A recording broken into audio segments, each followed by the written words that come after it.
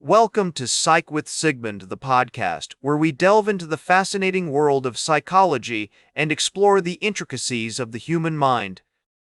I'm your host, Sigmund, and today we're going to talk about realistic conflict theory, a concept that sheds light on the roots of intergroup conflict and offers valuable insights into how we can mitigate it. So, what is realistic conflict theory? In simple terms, it's the idea that conflicts between groups arise from competition for limited resources, such as money, power, or status.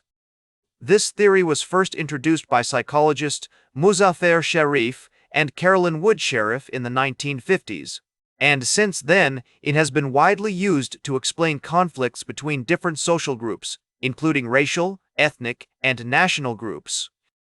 To understand realistic conflict theory, let's take a look at its theoretical background. The theory is based on the idea that humans have an inherent tendency to form groups and distinguish themselves from others. This process of group formation and differentiation can lead to competition and conflict between groups, especially when resources are scarce.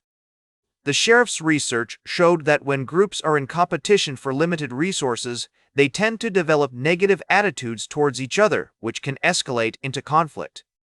One of the key findings of realistic conflict theory is that conflict between groups is not necessarily driven by personal prejudices or biases, but rather by the perceived competition for resources. For example, if two groups are competing for a limited amount of funding, they may develop negative attitudes towards each other, even if they don't have any personal grievances against each other. This is known as the realistic group conflict hypothesis. Research has consistently shown that realistic conflict theory can be applied to a wide range of real-world situations.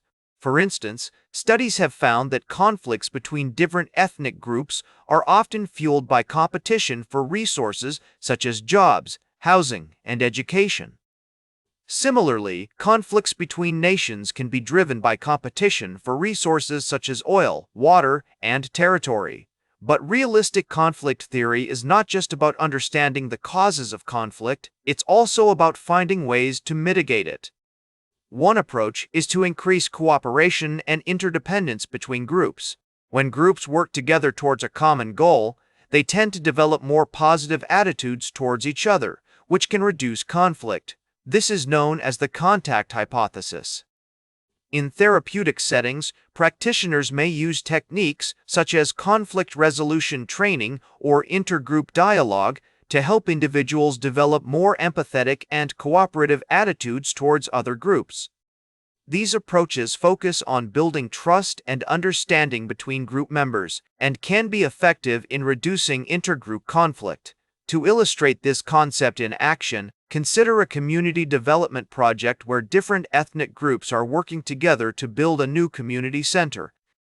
If the groups perceive that there's only enough funding to go around for one aspect of the project, they may become overly competitive and start to sabotage each other's efforts. However, if the project leaders can find a way to allocate resources more fairly and provide opportunities for cooperation, the groups may be able to work together more collaboratively. Another example is the famous Robbers Cave experiment conducted by Muzaffer Sharif in 1954.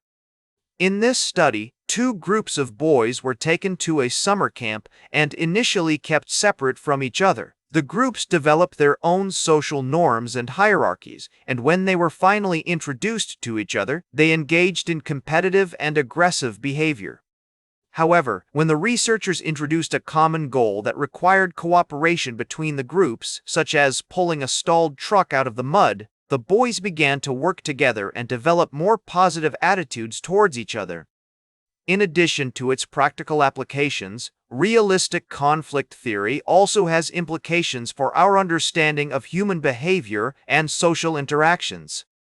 It highlights the importance of considering the social context in which conflicts arise and the need to address underlying resource competition and social identity issues in order to reduce intergroup conflict.